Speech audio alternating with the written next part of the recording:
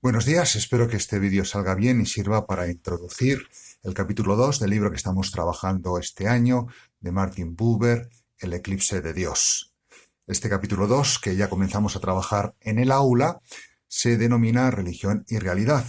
Y en él, Buber, a través de un recorrido filosófico bastante profundo y que a lo mejor cuesta una lectura rápida de entender, sobre todo porque no habéis visto todavía en Historia de la Filosofía algunos de los autores a los que hace mención aquí Buber, pues en este capítulo Buber protesta contra lo que tanto en filosofía como también en una parte de la teología se ha llamado la muerte de Dios en la Edad Moderna, ¿no? Una postura que lo que lleva a decir es que hay que callarse sobre Dios, que no se debe decir nada sobre Dios, porque Dios no tiene nada que decir, que lo único que cabe es el silencio, y eso en teología y en filosofía pues se traduce en un giro antropológico que empieza a Feuerbach con la secularización y que viene a decir que es el momento del hombre en el que el hombre tiene que tenerlo todo, recuperando lo que el mismo hombre había puesto en Dios, ¿no? En el fondo, el hombre, con el avance del saber, con la maduración, con el progreso, con ese culminar el proyecto ilustrado de lo que es la auténtica ciencia y la auténtica razón, lo que llegaría a hacer es descubrir que Él es el centro y de poder prescindir de Dios, ¿no? Es lo que se llama la muerte de Dios, ¿no? Bien, pues aquí en este capítulo aparece la idea central que de hecho da título a todo el libro, que es que esta muerte de Dios no es tal, porque en el fondo lo único que se ha producido es un eclipse, porque el hombre se ha puesto, como en los planetas, el hombre se ha puesto con sus nuevas formas de pensar en medio. Pero Dios sigue en el fondo estando ahí detrás y antes o después el eclipse cesará. Bien, esta es la idea central del capítulo que ya habíamos empezado a leer, ¿no? Y que, bueno, la acusación de esos hombres que sostienen los secularizadores, sostienen que Dios ha muerto, ¿no? En el fondo lo que están como pretendiendo, ¿no? Es mostrar que Dios es un producto del hombre, ¿no? Entonces, por eso, al final, el hombre, alcanzado ya el conocimiento puro, debe reconocer que todo pretendido coloquio, es decir, encuentro real con Dios como un tú, todo coloquio con lo divino, en realidad es solo un soliloquio o una conversación sobre los estratos del ser, algo que está dentro del hombre, que en el fondo pues no tiene más realidad, ¿no? Que la que tiene un concepto en nuestra mente, ¿no? Bien, esto ya lo habíamos trabajado en clase, ¿no? Mostrando también la relación que esto tiene con la capacidad del hombre para capturar lo divino, como nuestra inteligencia y nuestra capacidad de experimentar lo absoluto es siempre limitada, ¿no? Porque somos seres humanos, ¿no? Y bien, pues el primer paso que aparece en este camino va a ser el de su amigo en el sentido de que como él es de origen judío, Benito Espinosa, o Baruch Spinoza, como se llamó este sefardí, hijo de antiguos sefardíes afincados en la península ibérica, pero ya en los Países Bajos, ¿no? Como hace una lectura de Spinoza, que es uno de los filósofos de raíz racionalista, que tiene ese Deus sibi natura, Dios o la naturaleza, Dios es la naturaleza es lo divino, pero hace una lectura positiva, ¿no? Porque en el fondo ese Spinoza estaría abierto a un encuentro con Dios a través de lo que es el amor, ¿no? Se llegaría a tener, sin caer en una absoluta abstracción conceptual, se llegaría a tener un encuentro con Dios en la realidad de Dios, ¿no? Porque hay un amor de Dios, ¿no? Ese amor a Dios es como el amor de Dios por sí mismo, hecho realidad, ¿no? Son un poco las palabras que van reflejando ya en la página 18 la idea central de Spinoza, ¿no? Bien, pues tras exponer el pensamiento de Spinoza, y para eso ya me remito al trabajo que hemos realizado en el aula anteriormente, va a pasar en el punto 3 del capítulo, donde el primer párrafo lo dedica todavía a Spinoza, ¿no? Y en esa clave lingüística que ya también conocemos de el antropomorfismo que mantiene la realidad y que tiene que estar compensada con la abstracción de la idea, todo eso que vimos en el capítulo anterior, pues ya una vez visto Spinoza, Buber va a meterse con otro de los filósofos ilustrados de envergadura y que marcan el pensamiento de nuestro tiempo, que es Kant, ¿no? ¿Cuál es la idea central de Kant? Que aquí destaca Buber respecto a la idea de Dios y si es posible un encuentro con la realidad de Dios, con un Dios real, un Dios de carne y hueso, un Dios que sea un tú. Pues en el fondo Buber hace una acusación a Kant. La acusación es que ha reducido a Dios a una condición de posibilidad del orden moral. Dios es la fuente de toda obligación moral, ¿no? Esto lo tenemos aquí, ¿no? Dios no es una condición externa, sino una condición moral dentro de nosotros, ¿no? Aunque él no se detuvo ahí, ¿no? Y aquí Buber sí reconoce la parte de verdad que hay. Esto lo hemos visto también en Ética, ¿no? Al comentar la postura moral del formalismo kantiano, ¿no? Él capta la experiencia ética, ¿no? El carácter absoluto, incondicionado de lo moral que no puede pertenecer a algo que se explica solo por el sujeto, pero que dentro del sujeto, inmanente al sujeto, hace referencia a un absoluto que lo supera, ¿no? Es ese Dios inmanente que da un carácter absoluto al imperativo moral y que lo hace posible y lo justifica, ¿no? Pero aunque llega ahí y reconoce la parte positiva que hay en Kant, Buber en el fondo se queda, ¿no?, en ese satisfacer, ¿no?, el postulado de la razón práctica, ¿no?, que permita superar esa contradicción entre un imperativo incondicional y toda justificación condicional, ¿no? Buber tiene un punto aquí un tanto que yo creo que no es del todo justo con Kant, ¿no? Cuando señala que, porque es verdad que Kant lo hace, pero no creo que se quede ahí. Kant llega, ¿cómo decirlo? Llega más lejos. Igual que él hace una lectura muy positiva de su amigo Spinoza, aquí la lectura de Kant que hace es demasiado crítica, ¿no? Porque sí es cierto que en el fondo Kant pues también acude para solucionar esa contradicción entre cómo un hombre individual puede tener un imperativo absoluto al papel que tiene la sociedad humana, ¿no?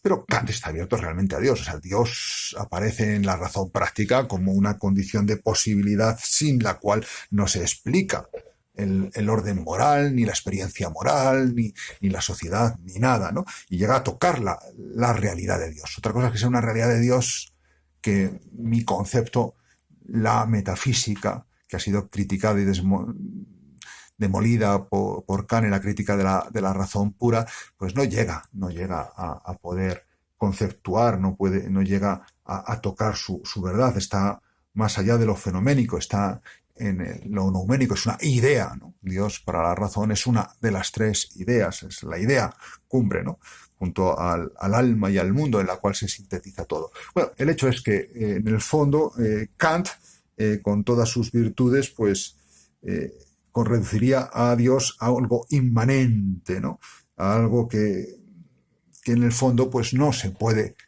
hablar con él como con un tú. No hay una realidad de un encuentro, ¿no? Suena un poco difícil, me imagino, todo esto de Kant, pero bueno, yo creo que si leéis el texto con despacito y lo comparáis con lo que hemos visto en Ética de Kant y demás, y ya lo trabajasteis para el examen parcial, que no salió nada mal, pues yo creo que merece la pena aquí darle un poquito de vueltas, ¿no?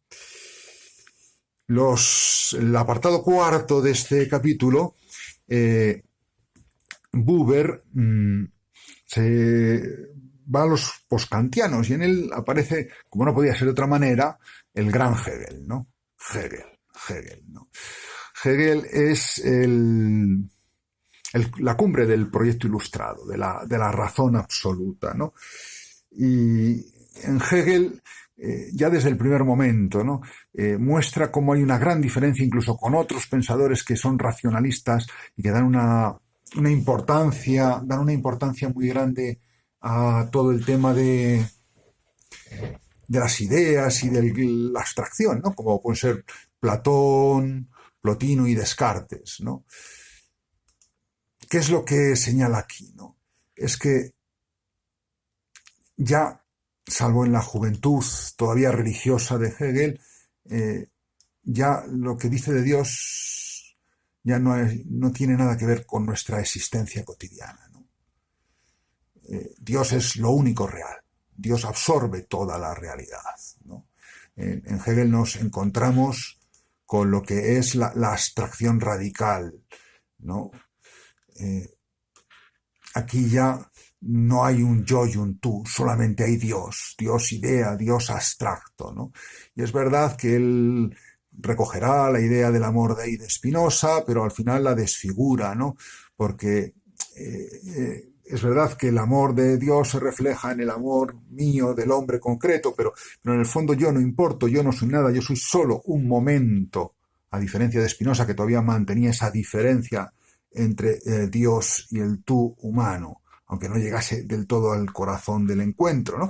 Aquí ya no es como en Spinoza, ya ese salto se ha eliminado.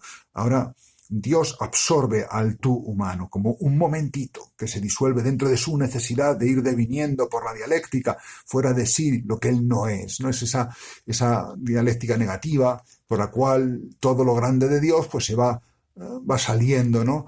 Y también lo negativo, ¿no? Entonces, ¿qué es la cruz? ¿Qué es el hombre? ¿Qué es el amor del hombre? Pues una manifestación de lo que es Dios, ¿no? Y por eso el encuentro concreto de Dios, ¿no?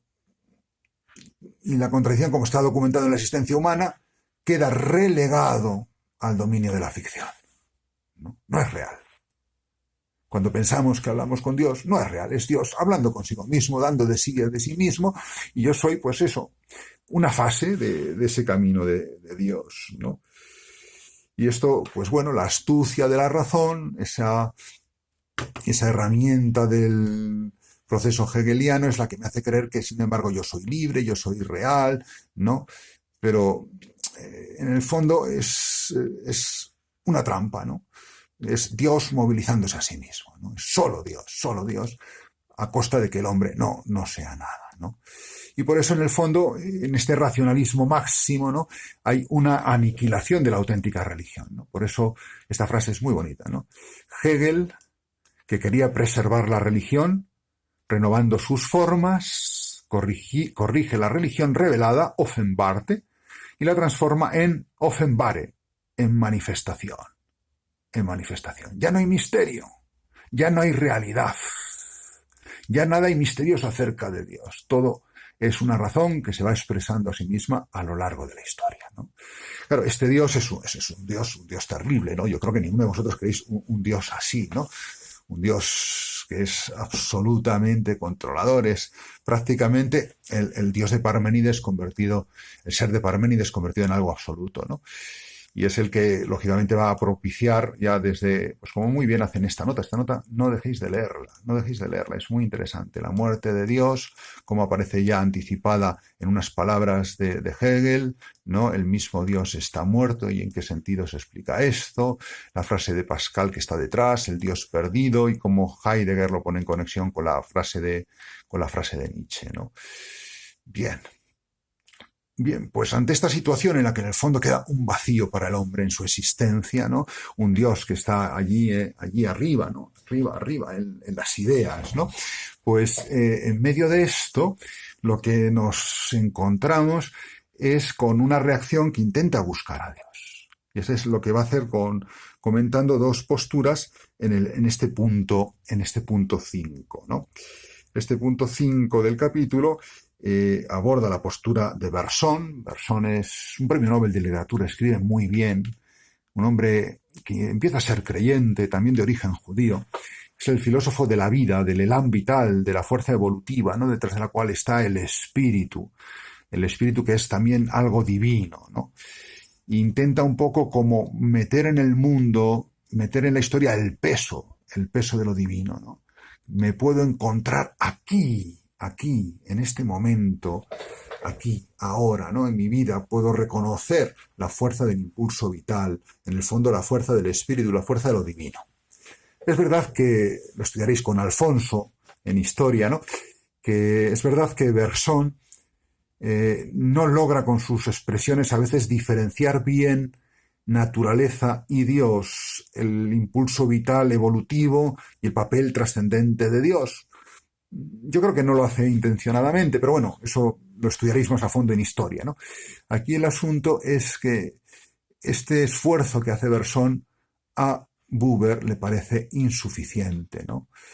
Porque en el fondo limitar a Dios a una función productora también es eliminarlo del mundo, ¿no? El otro intento, y este es mucho más interesante, ¿no?, es el de Heidegger. Heidegger, que ya nos salió en antropología el año pasado y os saldrá, me imagino, al final de este curso, ¿no? Heidegger dice muchas cosas, no voy a detenerme en todas, pero en el texto, cuando está hablando de la muerte de Dios, aparece esta frase, ¿no?, que Heidegger dice con mucha profundidad, ¿no? El asesinato significa, lo pueden leer ahí, el asesinato significa la eliminación por parte del hombre del mundo suprasensual de existencia propia. ¿Qué es este mundo suprasensual de existencia propia? Es el mundo de lo trascendente, el mundo que la metafísica clásica descubría como algo real, ese mundo donde, entre otras cosas, está Dios, ¿no? Claro, ¿qué es lo que desaparece cuando él, con su crítica por sus caminos fenomenológicos peculiares en ser y tiempo, hace de la metafísica con ese, recordad en antropología lo que veíamos de la diferencia, podéis consultarlo si queréis en los apuntes, ¿no?, la diferencia ontológica, ¿no?, la diferencia entre el ser y los entes, ¿no?, y como él no quería dar el salto a la diferencia teológica, ¿no?, y se quedaba solo ahí. Y en el fondo con eso lo único que conseguía es al final eliminar el mundo como creación y en el fondo caer en Hegel de nuevo, sin querer, pero caía en Hegel de nuevo, ¿no? Bueno, cuando él, con su ontología propia de ser y tiempo, elimina el mundo suprasensual de existencia propia, cree que ha eliminado a Dios y los dioses, ¿no? Aunque curiosamente en su segundo camino, cuando va de la mano, por ejemplo, de Hölderlin, el poeta, el literato, pues él ve que bueno, que puede haber, aunque es un tanto ambiguo, ¿no?, un regreso de los dioses, ¿no? Pero bueno, para producirse un encuentro verdadero, como una manifestación del ser que él habría despejado. De todas maneras, aquí el tema no está claro. En Heidegger y Buber simplemente lo enuncia y se da cuenta de la insuficiencia, ¿no? Dice, bueno, ha abierto esto, ¿no?, pero no está resuelto, ¿no? Y en el fondo el camino es abrirse, ¿no?, no simplemente al más elevado de los dioses, sino a un plano nuevo, aquel que los dioses mismos adoran como su Dios, ¿no? Es la trascendencia de las trascendencias, ¿no? Pero hay sitio para un encuentro con la realidad de Dios, un Dios con un tú. Bueno, hasta aquí nos ha llevado el recorrido por estos filósofos, no son pocos, los que ha tratado, y lo hace con bastante certeza, ¿no? Spinoza, Kant, Hegel, Nietzsche, Bergson, Heidegger, ¿no? Son grandes pensadores todos ellos, ¿no? Y de refilón ha hecho sus menciones a Platón, a Plotino, a Descartes. Hay una comprensión profunda aquí del camino filosófico de la modernidad, con una valoración positiva también del pensamiento clásico a favor de un encuentro con lo divino que a mí me agrada mucho, ¿no? Y que además reconoce que el Dios de los filósofos clásicos es muy distinto del Dios de los filósofos modernos, ¿no? El Dios de los filósofos modernos es un Dios concepto, el Dios de los filósofos clásicos es un Dios con el que se busca amar, con el que se busca encuentro, con el que se busca unión, ¿no? Comunión, ¿no? Bien, pues llega el momento de concluir con el punto 6, ¿no?, que es donde, en el fondo, desde la experiencia, desde lo que es el tú, ¿no?, manifiesta cómo lo que se ha producido es el eclipse de Dios, de la hora histórica que nos toca.